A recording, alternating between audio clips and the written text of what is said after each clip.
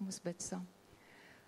Vader, baie dankie vir hierdie wonderlike aand wat ons weer vanaand hier by mekaar kan wees. En dankie dat ons kan weet dat U hier is en dat U ons harte ken en dat U weet dat ons vanaand hier is omdat ons regtig graag hier wil wees en omdat ons net ons lewe weer op 'n nuwe manier aan U wil toewy. En ons wil vra dat U sal kom en dat U deur die Heilige Gees vanaand elkeen van ons sal kom aanraak en waar elkeen van ons gisterand hier uitgegaan het met iets wat ons kon gebruik en wat ons kan gaan deel met die wêreld daar buite. Wil ons kom vra dat waar dit vanaand oor ons kinders gaan, wat vir U so belangrik is, dat U ook met ons harte sal kom aanraak en dat ons regtig dit wat ons vanaand weer hier kry, dat ons dit ook nie vir onsself sal hou nie, maar dat ons regtig 'n stroom sal wees wat sal vloei en dat ons dit wat ons hier kry, hierdie lewende water, dat ons dit sal gaan uitdeel aan ander daar buite wat so honger is. Baie dankie dat ons ook U kinders is en dat hierdie nie net vanaand gaan oor klein kinders en oor kinders wat in ouderdomsgewys kinders is nie, maar dat elkeen van ons U kind is en dat U ons so lief het. Ek wil vra dat U regtig vanaand deur die Gees net sal dat elkeen van ons ervaar hoe lief U vir ons is en dat dit net vir ons so 'n spesiale aand sal wees en dat ons sal uitgaan en môre aand sal vriende saambring en sal sê julle kan dit nie mis nie, kom saam. Baie dankie dat ons dit in Jesus se naam kan vra en ons vra ook dat U met Pieter sal wees en ook net vir hom sal seën en hom sal versterk en dat hy ook net sal ervaar hoe U naby hom is. In Jesus naam vra ons dit. Amen.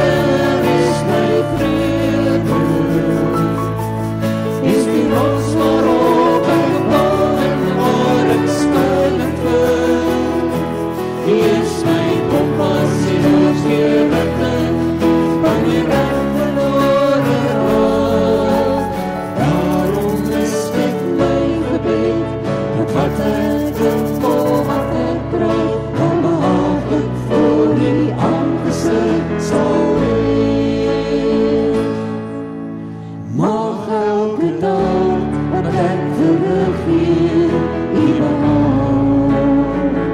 En mag ek dagelijks doen met wat U woord my voorskryf. Al my dade liefdevol en ander mense voor my aan. Mag dit aangenaam en sinvol wees voor U aangesig, o Heer. Want U is my God, is my redder, is my vrede. U is die rots waarop ek bou en waar ek skuiling vind. U is my kompas, U het weer rigting, wanneer ek verlore raak.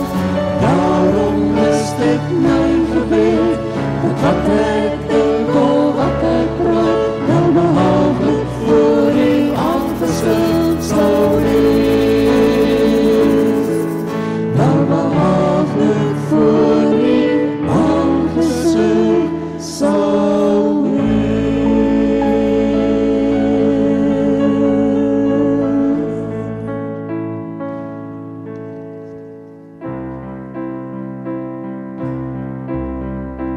Gees van die waarheid kom woon in my. Maak my gehoorsaam, getrou aan U woord. Gees van die Here kom maak my weer nuut. Rig my gedagtes, U denke maar Geef my die krag van die Vader se hand en leer my die klank van sy stem. Bring my tot rus in die Vader se hand en hou my vir altyd my rond. Gees van die waarheid geef aan vir U kind. Maak my getuie van liefde en hoop. Gees van vergewing vervul my vandag. Stort al die gawes, ontbied in my hart. Geef my die krag van die Vader se hand en leer my die klank van sy stem.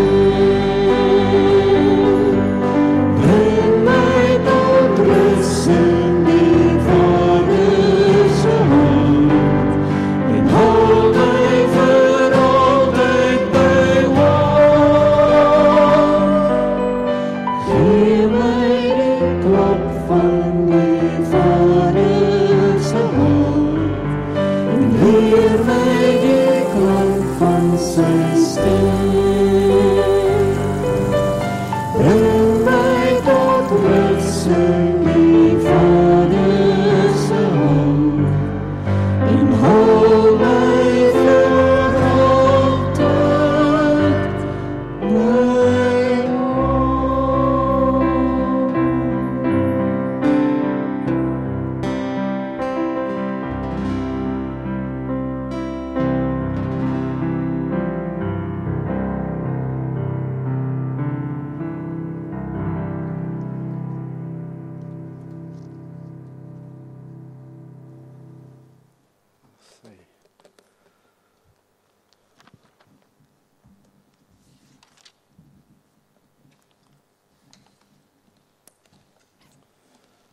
Sê, allemaal baie dankie.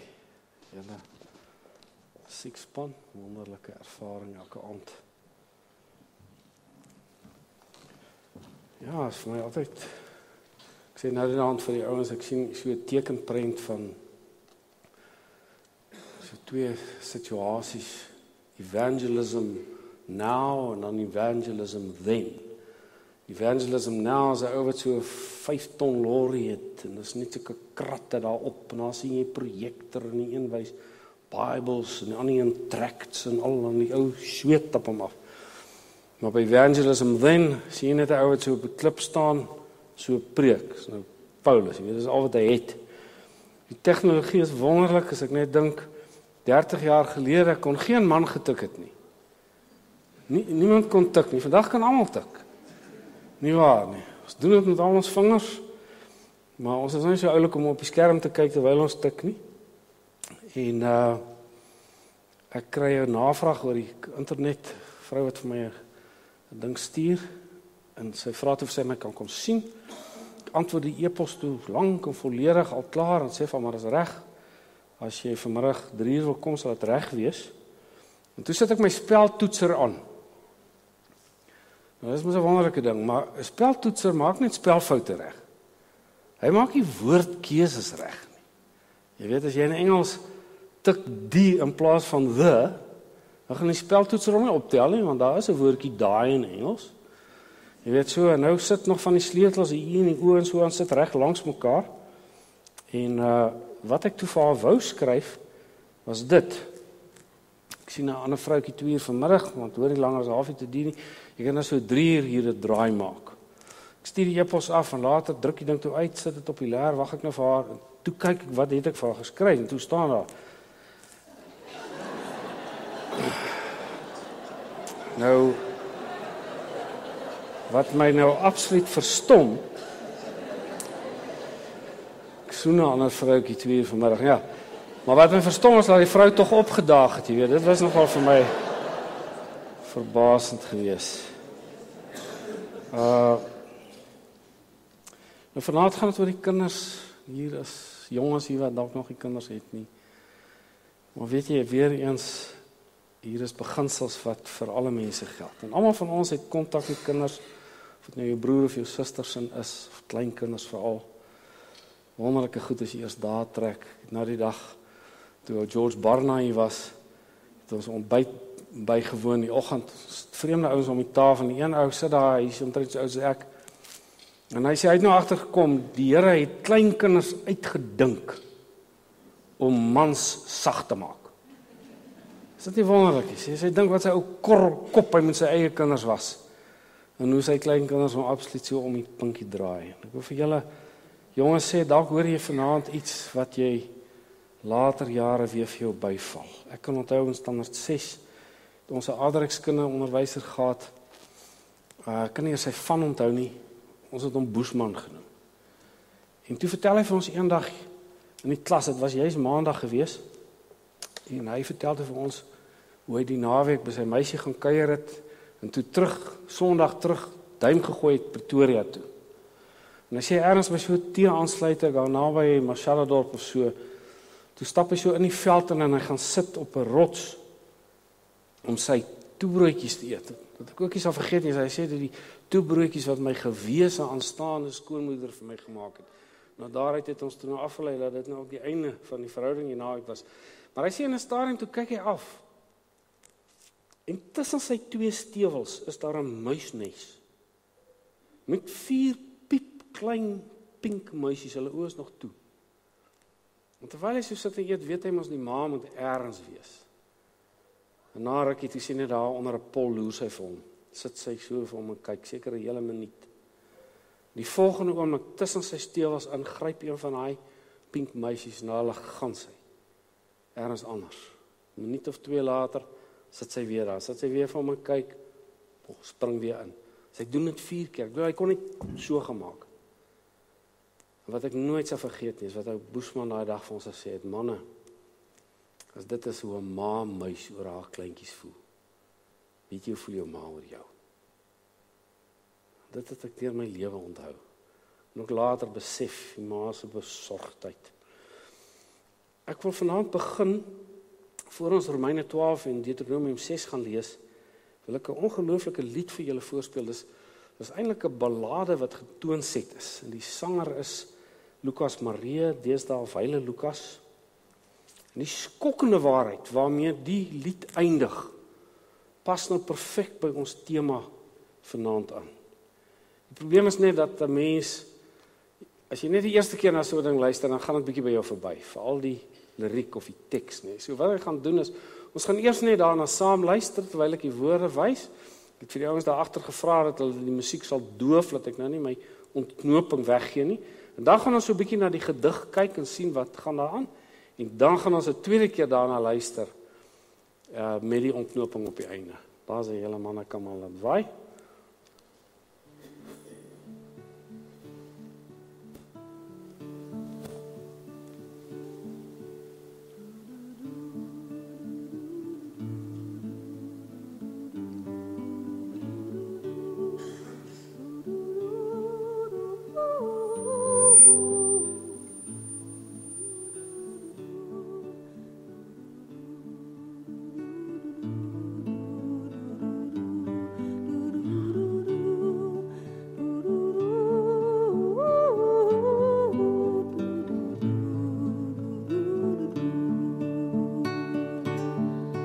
Mama sing en baba luister, want die donker maak vir baba bang.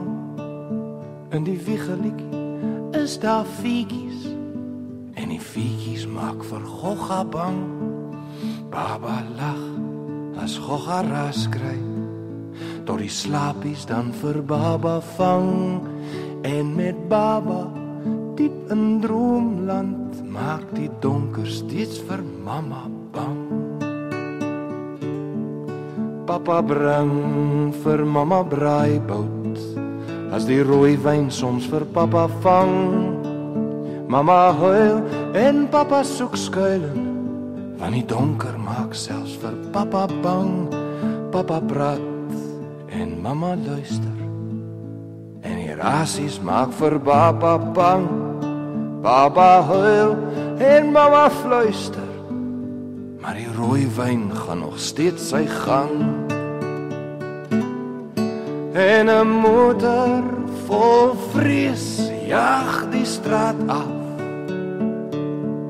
met 'n motor vol wraak agterna. En 'n motor vol wyn word 'n motor vol pyn, waar die blou ligte flits. O genade.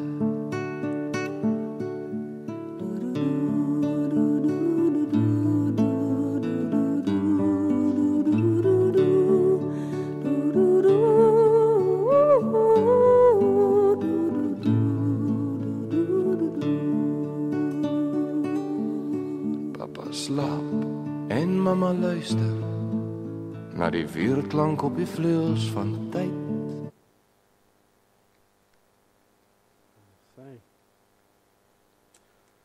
Goed nou.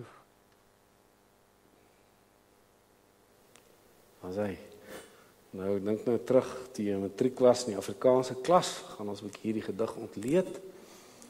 Mama sing en baba luister. Die donker maak vir baba bang. Dis 'n toneeltjie waar 'n ma besig is om haar ou kleintjie in die bed te sit. En hier is die donker doodgewoon en die donker soos buitekant, waarvoor enige kind bang is. Nie waar nie. En die wiegelied is daar fietjies, en die fietjies maak vir Gogga bang. Baba lag as Gogga raas kry, tot die slaapies dan vir baba vang. Steeds die pragtige toneeltjie van 'n liefdevolle ma wat 'n kleintjie aan die slaap maak. En met baba diep in droomland maak die donker steeds vir mamma bang. Nou is die donker 'n metafoor vir die geheim, verskriklike geheim eintlik van hierdie gesinnetjie. En dit is 'n soort van die motoriese moment, ontsteltenis wat kom. Papa bring vir mamma braaibout, as die rooi wyn soms vir papa vang. Dis die aaklige toneel van 'n man wat sy vrou onder die invloed van drank aanrand. Nie waar nie, ons ken almal die uitdrukking, die kinders het sieps en braaibout gekry. So dis wat hier gebeur. Mamma huil en papa soek skuiling, want die donker maak selfs vir papa bang. Die donker, dit is sy drankprobleem, hy weet self nie hoe om dit te hanteer nie. Hy weet nie om sy vrou wat huil te hanteer nie, hy probeer daarvan wegvlug. Papa praat en mamma luister en die rasies maak vir baba bang. Eufemisme, né? Alles behalwe rasies. Die man skree waarskynlik, nekhare staan. En die verskriklike is, die kind is wakker, né? Die ontsteltenis. Baba huil en mamma fluister. Jy kan eintlik daai ma sien wat in die kind se oor probeer troos, maar die rooiwyn gaan nog steeds sy gang. En dan besef sy, ek moet hier uit, ek moet hier wegvlug. Die waarheid, 'n motor vol vrees jaag die straat af. 'n motor vol wraak agterna, onder die invloed van drank. En 'n motor vol wyn word 'n motor vol pyn waar die blou ligte flits oë genade. Duidelike ongeluk, ambulans, polisie ensovoorts. En dan daai pragtige vrou stem weer. En dan papa slaap. Steltes is nou verby, polisie is weg, almal is by die huis. Kleintjie slaap, pa slaap, mamma luister na die ma's wakker. Die ma's wakker. Goed, kom ons luister dit nou sommer vir die lekker nog 'n keertjie. Right.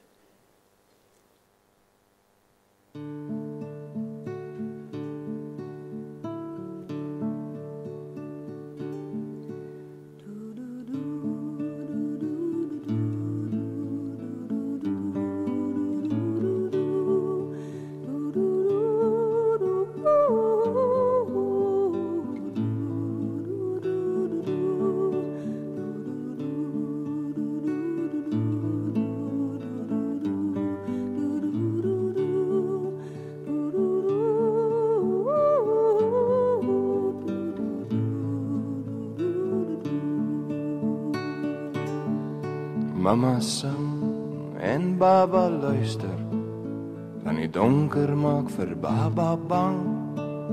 In die wiegelikie is daar fietjies, en die fietjies maak vir Gogga bang.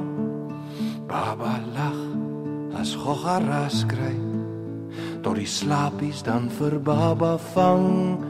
En met baba diep in droomland, maak die donker steeds vir mama bang. Papa bring vir mama braaibout, as die rooi wyn soms vir papa vang. Mama huil en papa soek skuilen, want die donker maak selfs vir papa bang. Papa praat en mama luister, en die rasies maak vir papa bang. Papa huil en mama fluister, maar die rooi wyn gaan nog steeds sy gang. En 'n motor vol vrees jaag die straat af, met 'n motor vol wraak agterna. En 'n motor vol wyn word 'n motor vol pyn, waar die blou ligte flits. O genade.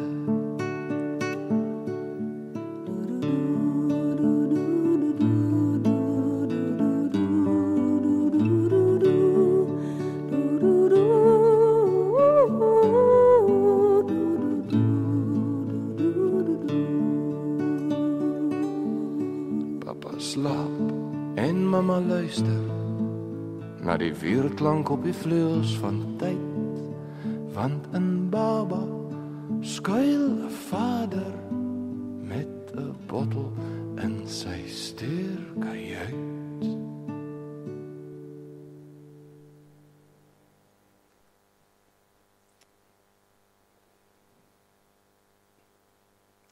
Die vraag is dit waar? Is dit inderdaad so? Is dit dat die slegte in 'n pa as dit ware onvermydelik ook in die kind gaan wees? 'n alkoholist pa, alkoholist kind gaan hê. En dit kan ons van al ons slegte kwaliteite sê. Gaan 'n humeurige pa, humeurige kinders hê, gaan 'n liefdelose ma, liefdelose kinders hê. Ons kyk of Romeine 12 vir ons 'n antwoord gee. Prof. Andri de Tooy, geweldige invloed in my lewe gehad. Hy het vir ons Nuwe Testament gegee. In Romeine was sy spesialiteitsveld gewees. altyd gesê, die Romeinebrief is soos 'n taai pot vleis. Is eintlik onverteerbaar, is eintlik oneetbaar. Maar as jy daai vleis lank op die vuur laat staan, laat dit prut, dan word dit heerlik sag en geurig. En sê so is dit met die Romeinebrief. Hoe meer jy dit bestudeer en bindend daaroor nadink, hoe wonderliker word dit. In Romeine gebruik Paulus natuurlik die tegniek wat hy in al sy briewe gebruik.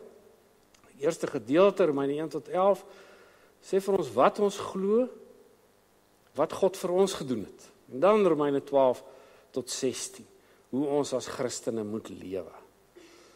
Al Paulus se briewe werk so. Efesiërs 1 tot 3, wat God vir ons gedoen het, 4 tot 6, hoe ons dan moet lewe.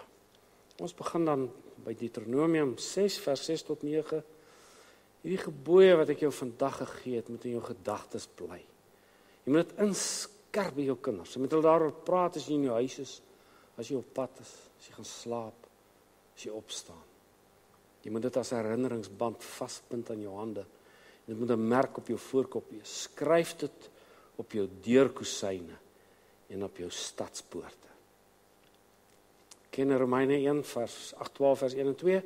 En nou doen ek 'n beroep op julle broers op grond van die groot ontferming van God. Gee julle self aan God as 'n lewende en heilige offers wat vir hom aanneemlik is. Dit is die wesenlike van die godsdienst wat julle moet beoefen. Julle moenie aan hierdie sondige wêreld gelyk word nie, maar laat God julle verander deur julle denke te vernuwe. Dan sal julle ook kan onderskei wat die wil van God is, wat vir hom goed en aanneemlik en volmaak is. Ek het al oor jare baie geleenthede bygewoon waar Dr. Louis Kroon opgetree het. Hy is 'n psigiater wat hier in Randburg gepraktiseer het. As ek dit reg is, het hy nou afgetree. 'n Wonderlike Christen, wonderlik. En 'n gewilde spreker op huwelikseminare veral. Kan my vooruit onthou die een ding wat hy vir my op so 'n seminar geleer het, wat net so terloops, wat vir my lewensveranderend was. Is dit dat die sentrum in jou brein waar die emosie van kwaad word ontstaan. Nou ek weet te min van of dit nou links of agter was. Maar die sentrum waar dit ontstaan is in daardie deel van jou brein waaroor jy beheer het. 'n Ander deel van jou brein beheer sulke goed soos asemhaling en hartklop en oogknip en sulke goed. Dit gebeur van self. Nie die emosie van kwaad word nie. En dit wil vir ons sê dat kwaad word is altyd 'n besluit. Daar bestaan nie iets soos die kinders maak my kwaad, my vrou maak my kwaad. Jy maak jouself kwaad. As jy besluit gaan eksperimenteer, maar jy weet ons wat 'n goed jou ontstel.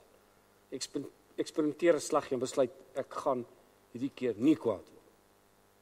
Kyk mos jy in 'n goeie geveg met jou vrou of jou kinders besig as die nekhaar staan eintlik so, jy weet. Jy is amper daar jy skree. Dan lei die telefoon. Hallo Jan. Nee, goed, en daar by jou. Weg is die kwaad. Hoe het jy dit reg gekry? Jy het besluit. Ek is nie meer kwaad nie. En toe vra ek vir hom uit sy vakgebied nou, sy kennis, wat verstaan hy onder hierdie teks presies? Laat God julle verander deur julle denke te vernuwe. En ek het merkwaardige dinge by hom geleer. Die onmiddellike vraag is, watter kwaliteite word jy mee gebore en watter is aangeleer? Nee, sekere goed word jy net mee gebore. 'n Babietjie die vermoë om te kan suig, vermoë om voetjies te skop, dit is van self daar. Hoef dit nie aan te leer nie. Nou dit werk amper soos 'n kaartspel. Nee. Jy speel brug. Ons sê mens daar word vir jou 'n hand uitgedeel. Daai goed wat jy kry, dis waarmee jy gebore is. Nee, hoe jy daarmee gaan speel, dis die lewe. As jy 'n goeie brugspeler is, en jy het maar 'n vrotterige hand gekry, gaan jy dalk nog wen. As jy 'n uitstekende brugspeler of uitstekende hand gekry, mens nie so 'n goeie brugspeler nie, gaan jy dalk verloor. Nou, so werk dit ook in die lewe. Die dinge wat jy erf, dit kom van jou ouers, van jou grootouers, terug tot by die eerste mense. Jy word dus met die potensiaal gebore om dit ten goeie aan te wend of ten kwade of net sommer niks daaraan te doen. So, daarom sê ek weer, meeste word aangeleer. Maar sekere goed nie. Soos die ding van die baba wat ek nou gesê het. Wie van julle is oud genoeg om te kan onthou, dat lang terug het meneer O.M.P. Prozeski, onthou tot vandag sy name, was 'n geweldige voëlkenner geweest, by die Transvaal Museum gewerk. Dan het hy net so voor die nuus in die oggend, toe was dit nog 6:15, dan het hy so een of ander voël bespreek in die geleide ensovoorts. En een storie wat ek nooit sal vergeet van hom nie, was hy vertel dat hy 'n nes in die veld opgetel het met 4 klein uiltjies. Piepklein, en toe kry hy nou die ma lê dood daar by hulle. Hoe dit nou gebeur het, weet hy nie. Maar hy vat toe die nes huis toe en hy maak hierdie uiltjies hansgroot. En hy sê, en dan vat hy sulke rubber insekte of 'n muisie of 'n ding, dan gooi dit in die nes. Man, dan vertrap daai klein uiltjies mekaar, soos hulle nou probeer om die ding geëet te kry. En dan gooi hy 'n rubber slangetjie daarin. En dan sit al 4 die uiltjies hier in die hoek bewend. Hoe weet daai kleintjie dit? Die Here het dit in sy breintjie ingeplant. Net soos die swaakies weet, wanneer dit winter word, vertrek hulle, nie waar nie. Ongelukkig moet die meeste gedrag aangeleer word. As jy maar na 'n arend kyk, daai klein arendjie word gebore met die vermoë om te vlieg, hy kan nie, en op 'n dag as hy al lekker vere het, en hy's soort van 'n meneer daar in die nes, dan skop sy ma hom uit, dan val hy daar bo van die kraas af, al flatterend. Nee, net voor hy om te pletter val, en gryp sy ma hom weer, en vat hom weer boontoe. Môre dan skop sy hom weer uit. So word jou kleintjie gebore met die vermoë om te kan praat, maar daai kleintjie kan nie. Taal moet aangeleer word. Hy hoor oor en oor, kom na mamma toe, taal vir mamma, sit hier by mamma, tot hy uiteindelik daai eerste keer self mamma sê, nee. Wonderlik. Die beeld wat ek wil gebruik, is die een van skoon simkaarte. Ons ken almal simkaarte, hier in jou selfoon sit, so nuwe skoon een. Die beeld werk nou so, dat elkeen word gebore, ook daai kleintjie moet so klomp, sulke wit simkaartjies, wat hier oral in sy verstand ingedruk is.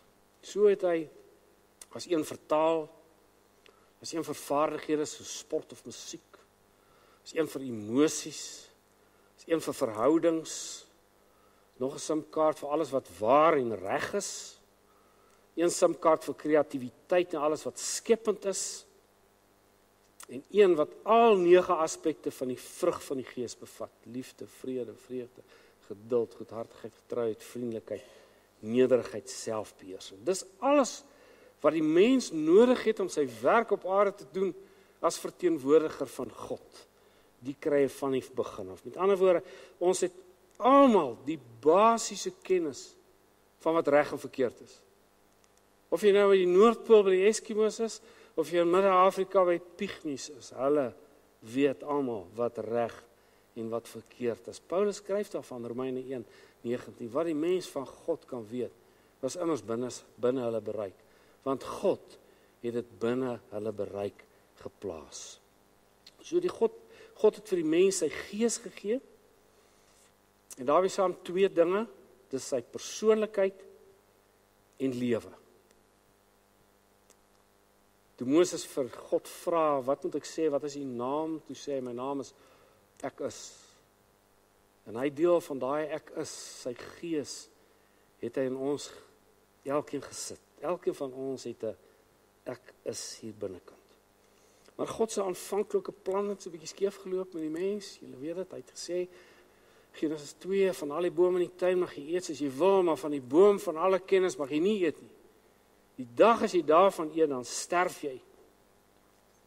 Die Satan wil graag in God se plek regeer, en hoe gaan hy dit reg kry? Hy gaan dit reg kry as hy ons gedagtes kan beheers.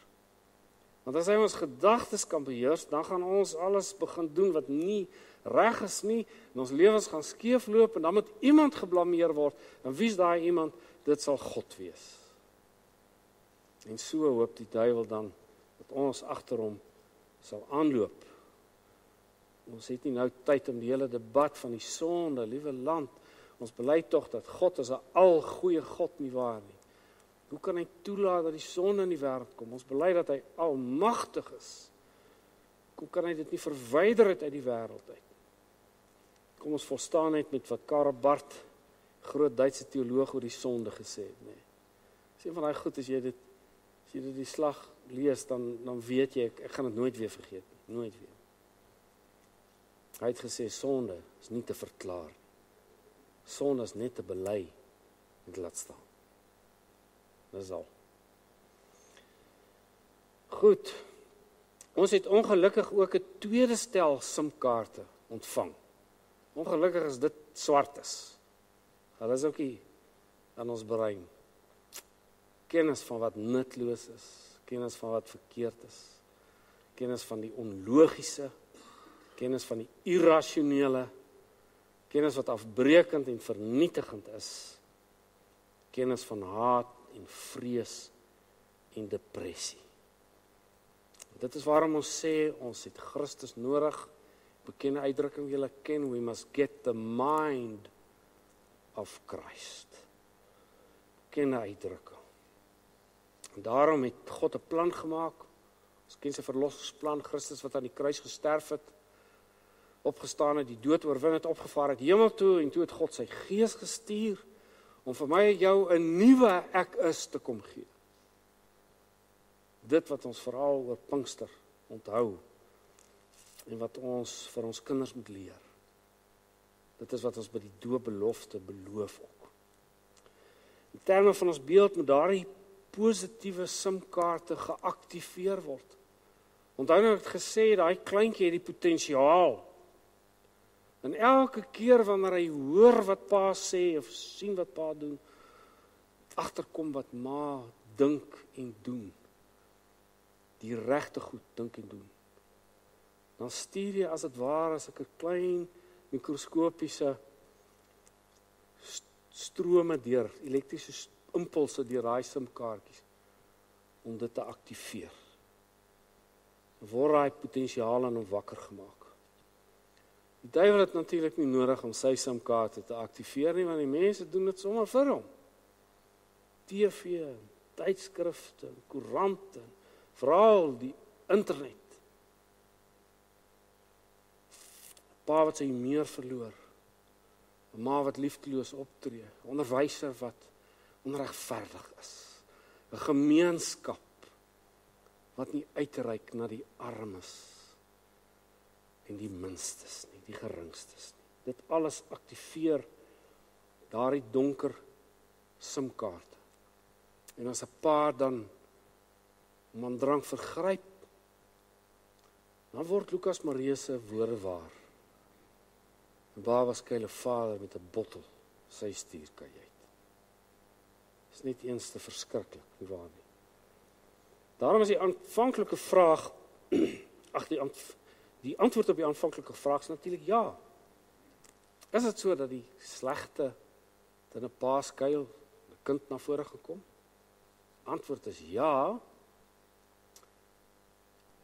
Indien ek nie my kind se God gegewe positiewe potensiaal ontwikkel nie, dan gaan die wêreld in die ergste dalk deur my eie sonnige voorbeeld sy negatiewe potensiaal laat ontluik. Skop daardie donker simkaarte in en neem sy lewe oor.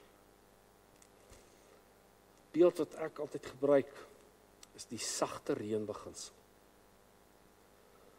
Die komende mielieseisoen wat nou sê maar in Oktober begin of September, dan wil al die boere, die mielieboere wil vreeslik graag 1000 mm reën in die volgende seisoen hê, nie waar nie. Hulle wil dit nie oor 'n naweek hê. Hulle wil dit versprei, sagte reën wees. Net so, hoe meer versprei jou invloed oor jou kind is, hoe beter. Ek sê altyd vir die ma's, moenie te veel kla oor daai geleenthede wat jy met jou kind hier rondry en ek weet julle ry julle dood agter al die goed vir die kinders. Wat 'n fantastiese geleentheid om daai fyn druppeltjies op daai kind van jou se gemoed neer te laat. Niemand dink soos 'n tafelgebed. Moenie 'n rympie bid nie. As jy weet dit raak nou tyd, ma bring nou die kos en kinders kom aan. Is nou tyd op die tafel. Dink 'n bietjie, wat het vandag by die skool gebeur? Wat het ons nou net op die TV gesien? Wat staan in die koerante en sluit daarbey aan? Dat daai klein druppeltjies op daai kind se gemoed val. Ek kan as kind onthou, my pa het altyd vir die vrate gebid. Ja, dit het my fascineer. Soos ek nou groter word, toe hoor ek nou, hy het altyd dieselfde gebed aan tafel gebid, en dan eindig hy altyd en vra ons in Jesus naam, jy weet, so. Maar, moenie ruimpies bid nie, dit is 'n wonderlike geleentheid, om met jou kind aan te gaan. Dit is wat Deuteronomium sê. Jy moet dit inskerp by jou kinders. Jy moet hulle daaroor praat as jy in jou huis is, as jy op pad is, jy gaan slaap, as jy opstaan. Kosbare tyd in die aand. Ek kan net vir die manne sê, Bybelstories is die pa se werk. Is nie die ma se werk. Veral jou seentjie moet by sy pa dit hoor. Anders word hy onbewuslik geprogrammeer dat liewe Jesus in die Bybel nie goed, eintlik maar vir sissies bedoel. Hy moet dit by sy pa hoor. Ek kan onthou my klomp so gewoon daaraan, en partykeer is dit nou gaan dit nou so dol dat ek nou net nie kan en sê ek ouens kan maar net vanaand vir julle storie lees. Dan kyk hulle my dan nou aan, jy weet. Maar Bybel moet werk nie. Dit is die pa se werk, ons moet dit weet. Voor jy natuurlik jou kind kan leer, moet jy self verander. Nie waar nie. Nou ou wat 'n groot rol hier gespeel het, is hierdie broer Norman Vincent Peale. Ek het die voorreg gehad om in sy kerkie in New York in te stap. Hy is intussen al oorlede natuurlik. Maar in elk geval, hy het agtergekom dat mense nie eintlik reageer op prediking. Dit verander nie hulle lewens nie. Daarom het hy besluit om dit in boekvorm, dat dit soos hierdie sagte reën kan insak. Sy mees bekende boek, weet julle, is The Power of Positive Thinking. En onmiddellik het baie Christene gesê, dis niks anders as New Age nie. Jy weet. Maar kom ek gee vir jou 'n bietjie teks uit die Bybel uit. Filippense 4 vers 8. Verder broers, alles wat waar is, alles wat eer is, alles wat reg is, alles wat rein is, alles wat mooi is, alles wat prysenswaardig is, watter deeg of lofwaardige saak daar ook mag wees. Daarop moet julle gedagtes rig. Klink vir my soos New Age, het klink vir my soos New Testament. Dis Bybelse positive thinking. Nie waar nie. So dis wat ek my kind moet leer. Moet dit vir my kind leer.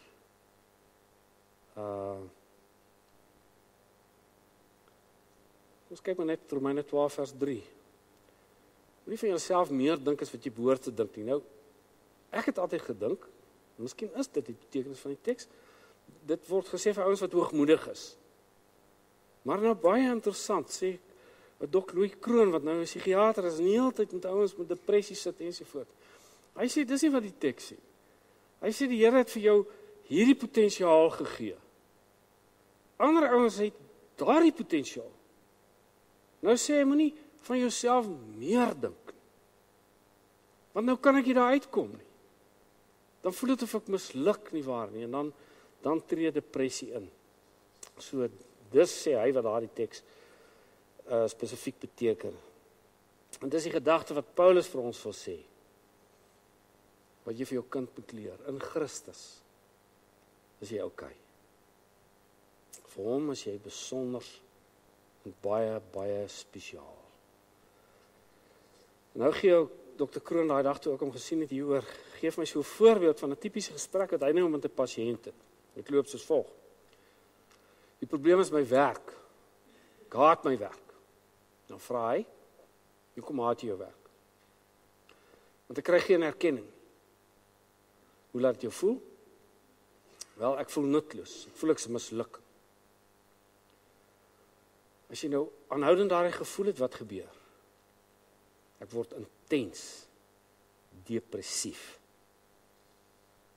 Nou jy sien, as jy in hierdie spiraal verval wat so afgaan, in sulke soort van denke, dan skei jou brein reseptien en dopamien af. Hierdie goed maak jou depressief. En dan gaan jy dokter toe en hy skryf 'n middel voor, sê maar Prozac. Prozac verhoog die serotonien vlakke in jou brein en dan kom jy uit hierdie depressie uit. Nou moet my nou nie verkeerd verstaan nie. Daar is sekere mense wat nie daar kan uitkom sonder medikasie. Ek weet alles daarvan. Ons oudste seun, hy het word ek in die middel van die nag wakker, sy nou so 20 sê maar, sien ek sy liggie brand, dan stap ek soontoe, so 3 uur in die nag, sit hy daar op sy bed, hy lyk nie soos ek nie, hy is fris, dan sê hy, pa, ek wil nie lewe nie, ek wil nie lewe nie. Die psigiater het vir ons gesê, sy het nog nooit 'n pasiënt gehad, wat daai soort depressie soos hy het, wat nie probeer om sy eie lewe te neem. So ek weet alles daarvan. Jy gaan daai kind net daar uitkry deur medikasie. Maar die punt is, solank jy daai negatiewe gedagtes het, sal jy altyd depressief wees. En daarom moet jy leer, wanneer hierdie soort gedagtes by jou opkom, moet jy eintlik vir jouself sê, stop. Toets hierdie gedagtes. Is dit waar van die nuwe ek in Christus? Het die Here my 'n gees van haat gegee of 'n gees van liefde gegee? Nou sê die pasiënt waarskynlik sê, ag nee man, dit is mos nou nie opreg nie, weet jy, bluf jouself eintlik. Wel, jy kan kies. Of jy kan sê, ek het 'n werk, ek verdien geld, ek kan vir my vrou en my kinders sorg. My eerste gawe is om in verhoudings met mense te lewe, dit kry ek hier by die werk reg, en omdat ek 'n nuwe ek is in Christus het, hy weet wat ek doen. Hy sal vir my die erkenning gee wat nodig is. En as dit dan alles waar is, moet ek nog depressief wees? Nee. En weet julle, nou is dit 'n mediese feit, soos ek nou meegedeel. As jy daardie soort van gedagtes het, met ander woorde hierdie spiraal draai jy om, dan skei jou brein serotonien af. Jy produseer jou eie Prozac deur jou gedagtes, wat ons teks sê, dat jou gedagtes sal nuut word, dat jy anders sal dink daaroor. Die Amerikaners het 'n geweldig interessante eksperiment gedoen. Hulle het 'n klomp soldate gevat in Vietnam, tydens die Vietnamese oorlog. So 20 van hulle, dis almal manne wat oop beenfrakture het. En julle weet wat dit is, daai wond is so sleg, dat hulle sit gewoonlik so been so in 'n geet, van dit is vochtig en vloeistowwe goed loop uit ensovoort. Die been moet maar eintlik van onder af toe groei. Dis 'n geweldige proses. Hulle vat so die 20 ouens daar in Vietnam, en hulle vat 20 ouens, sê maar Los Angeles of New York.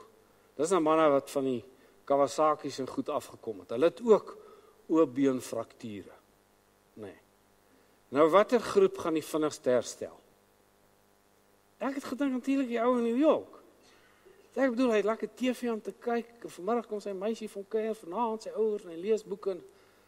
Verkeerd. Die ou in Vietnam het by verre vinniger genees. Want jy sien die ou in Amerika, hy haat hierdie wond van hom. Dit hou hom weg van sy meisie, dit hou hom weg van sy werk, dit hou hom weg van sy sport en plesier en alles. Die ou in Vietnam, hy love hierdie wond. Dis sy kaartjie huis toe. Hy kan nie wag. En dit is die verskil. Dit is die verskil. So, jy sien, en daarom spesifiek negatiewe gedagtes en bitterheid, onvergewensgesindheid. Mense, dis dodelik. Dit maak jou fisies en psigies siek. Nou, Peer Spies, die pa nou, nie die seun nie, die Peer Junior en my seun was saam in die klas gewees, maar ek en Peer het verskriklik lekker saam gekuier, altyd saam gaan skole rugby kyk as jong Peer speel, en ek tot staan 9, die afrigters om in die B-span gesit, jy weet. Ek dink aan so ou bloos daar 'n bietjie vandag as hy nou sien wat aangaan, maar in elk geval. Want ek en hy nou saam gekyk en hy het, ou Peer Senior het my altyd Errol Dierberg genoem en gesê ek is om 2 redes gediskwalifiseer vir die hemel. Want ek is beide 'n wetsgeleerde en 'n skrifgeleerde. Hy sê jy sal dit definitief nie maak nie. Maar hy vertel my toe dat tot voor sy dood, jy weet tog hy is tragies aan sy hart skielik dood. Nie waar nie, was hy 'n motiveringsspreker, né? By groot instansies, sê maar Absa kry hom vir 'n hele 2 dae seminar wat hulle al die middelvlak bestuurders daar het of wat ook al het. En hy vertel vir my, o ja, maar nou onthou julle die mooi ding aan ou Peer se lewe as jy nou 'n Bloubil ondersteuner is, nê. Die ouer ouens, kan julle 1975 onthou. Kom ek sê net vir die jongens wat dit nie weet nie. Dis die finaal van die Curriebeeker in Vrystaat Stadion. En die Vrystaat nog nooit die ding gewen nie. En die skeieregter sê, "Alraai, daar's vir een lynstand kans hier op die Bulle se kwartgebied."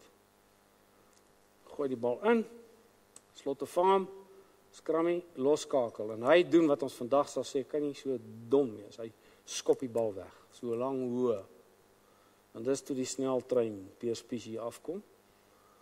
En daai bal het hom so 2-3 keer so in die lug getik voor hy hom onder beheer gekry het. En daar in die hoek oorgeval. Teen daai tyd was helfte van die paviljoene al leeg, soos die Vrystaaters om die veld gekom het. Jy weet, hulle wag nou vir die eindvletjie dat hulle kan ophol en hulle manne kan afdra. En dit is asof 'n reus so groot emmer water so oor daai klomp Vrystaaters uitgooi. Jy kon dit nie glo nie. Ek het 'n vriend wat vir my sê, ek het nou nie daai tyd hom geken nie, maar hy het gesê daai dag het hy besluit hy haat hierdie blou span van daai dag af. Nou goed. Nou vertel Peer my dat hy word genooi deur 'n klomp prokureurs in Bloemfontein. Hulle hou 'n dag seminar. Dis 'n klomp Christene wat dit gereël het. Nooi 100 van die manne. Jy weet, en hulle is by die seminar, hy is die heel dag die spreker. Nou wat hy op al sy seminare doen, of dit nou 'n dag of 'n 2 dae of langer is, die eerste uur, 2 ure self, gaan hy net oor hierdie saak. Oor vergifnis en wat bitterheid aan jou doen. Dit maak jou siek.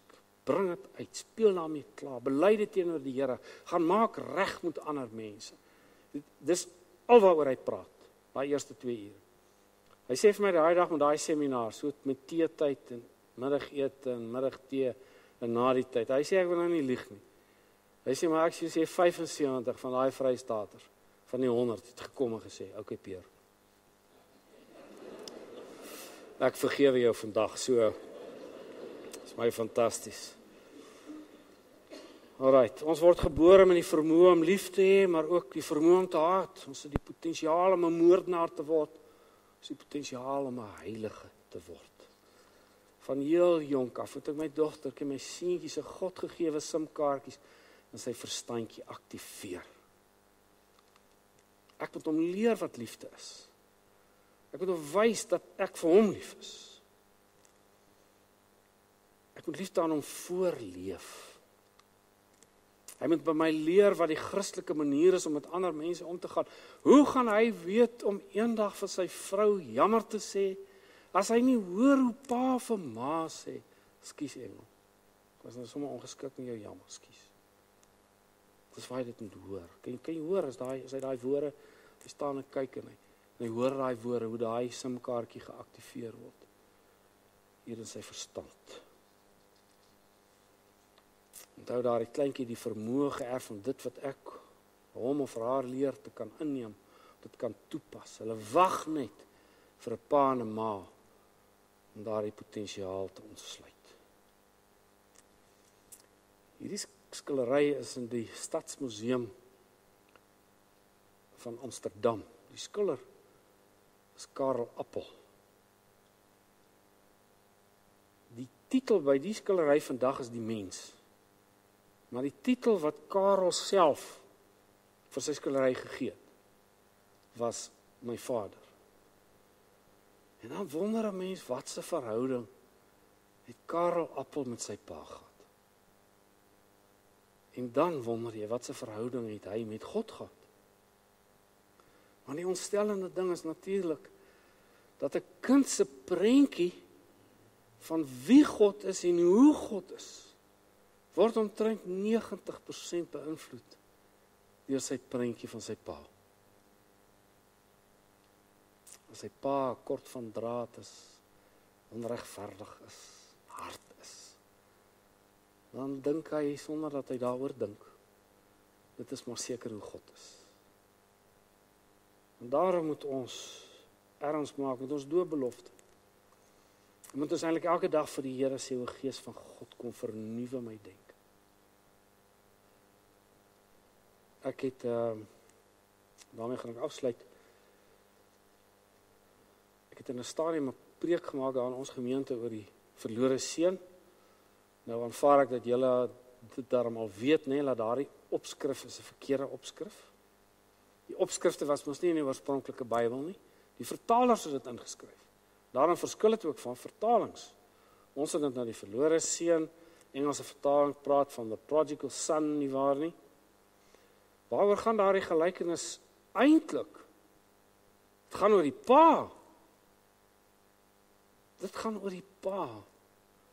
Kan jy daai prentjie sien? Hy stap daai stoep van hom snuif elke dag op en af. Hou sy hand voor sy oë, kyk in die verte of daai seun nie dalk pad terug is. En nou weet ons tog die gelykenis. Die pa is God self en die seun wat weg is ek en jy. Het sy verlangtye, het sy verkorttye. En staan God ook so en wag en wonder of ons terugkom. Terwyl ek met die preek werk, is toe Saterdagoggend vroeg my seuns het koerante afgelewer dat so tussen hulle 100 op oggend gehad. Ek kan altyd wakker gemaak in die oggend vir gehelp rekkies omsit en so aan. En dan sal daar weg. En dan baie oggende as ek nou reken ons daar waar ons nou is, nou, weet nie of jy weet wat Chamberlains is nie, ons is net so 'n blok op daar. Geweldige opdraandes en goeters. As ek nou dink hulle is by die verste punt, veral my oudste seun, dan vat ek nou sommer die bakkie, dan gaan soeke kom. Hulle vertel nou nog vandag, as so met die fietsry, dan sien daai bakkie aankom, absoluut fantasties. Laat ons die bakkie op, laaste paar koerante, en so gaan laai om toe die oggend op, en ons ry het nog so 5 koerante. Agterna kon ek nie dink hoe dit gebeur het, maar skielik pak ons mekaar, nou met die mond bedoel ek. Hy klim daar uit vir daai laaste koerant, en hy vat daai deur van daai bakkie, en slaap van hom net sien skroewe. Ek dacht, dit sal aan 'n dag wees. Klim uit, ek vat daai fiets van hom. Gooi maar op die ou se gras, klim aan my bakkie, ry huis toe. Stop, nou moet hy weer doen, onderuit Newlands, moet hy nou al die pad opry. Huis toe. Kom by die huis, sit my rekenaar aan, laai die ding, en woeps, hier kom hy opskrif van my preek, die liefdevolle Vader. En toe kan ek daar op die trappies gaan sit en vir hom wag. En toe kan ek iets doen wat God nie kan doen nie. Jy geweet ek kan iets doen wat God nie kan doen. Ek kan ekskuus sê. Jammer sê. Ag nee, wat pa, dit is alright. En dis die evangelie, nee, dat ons ook vir die Here kan ekskuus sê. Kom ons bid saam. Ons Vader, dankie vir die wonderlike voorreg van kinders, die kroon van die skepping. Here, U weet my gunsteling teks in die Bybel, Psalm 127 vers 3, seuns is geskenke van God. Kinders word deur hom gegee. Ons kry nie net sommer kinders. U skenk hulle vir ons. Wat 'n voorreg om in hulle lewens te kan inbou, Here. Help vir ons, vermaan ons deur die werking van die Gees, dat ons so sal lewe, dat hulle inderdaad iets van U sal sien, as hulle na ons, hulle ouers kyk. Ons prys U wonderlike naam, Here. Amen.